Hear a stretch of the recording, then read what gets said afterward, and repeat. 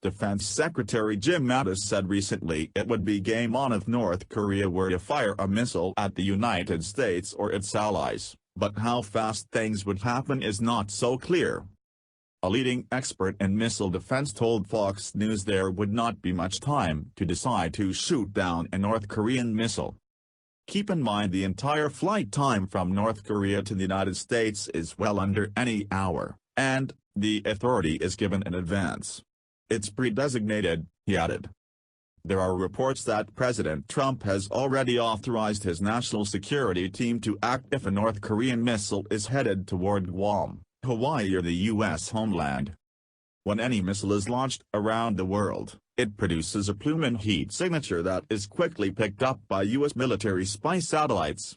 Almost immediately the information is transferred to the North American Aerospace Defense Command, better known as NORAD, as well as the U.S. Strategic Command, which controls the military's nuclear forces. Caraco says both NORAD and U.S. Strategic Command quickly assess where the missile is going and decide whether it is a threat to the United States, its allies or any U.S. military forces in the region. U.S. missile defense has come a long way since its inception 13 years ago. By the end of this year, 44 ground-based interceptor missiles will be housed in silos between 2 U.S. Air Force bases in Alaska and California. The last 2 tests of the ground-based interceptors have been successful despite a spotty track record previously. I'm very confident that this system can and will defend the homeland if attacked, said the former head of the U.S. Missile Defense Agency, Vice Admiral James D. Siring. But even this new technology needs improving. Today's kill vehicle from the interceptor missiles dates back to the 1990s, according to Caraco. To protect South Korea and the U.S. territory of Guam, the U.S. military has deployed the THAAD anti-ballistic missile system.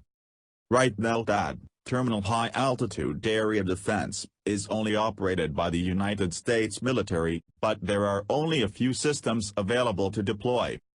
The United States has only about 5 or 6 THAAD batteries for the world, said Caraco.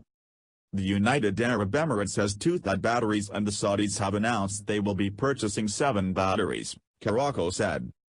THAAD is a perfect 15 for 15 over its lifetime in controlled tests to destroy short or medium-range ballistic missiles, including 2 recent tests from Kodiak, Alaska which shot down ballistic missiles over the Pacific. THAAD missiles intercept ballistic missiles when they re-enter the Earth's atmosphere.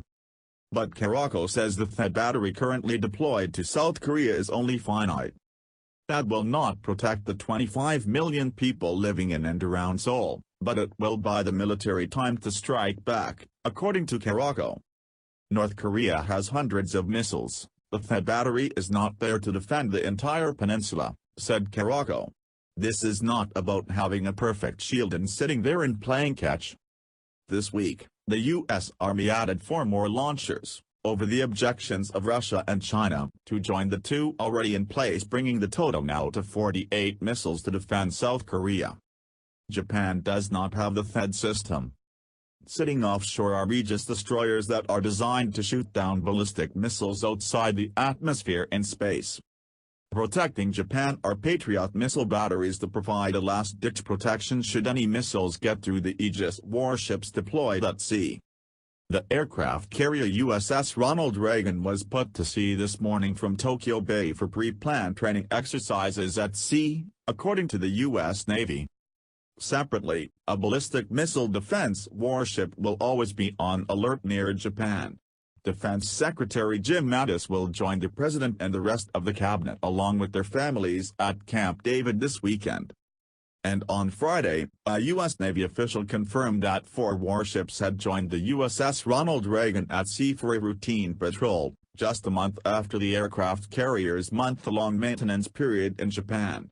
The official says that 2 of the 4 warships are ballistic missile defense ships capable of shooting down North Korean missiles. The 4 warships carry more than 100 Tomahawk cruise missiles among them.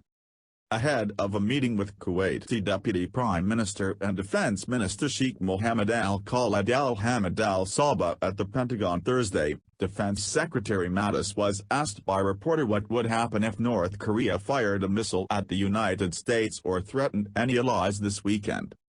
"We'll deal with it," he replied.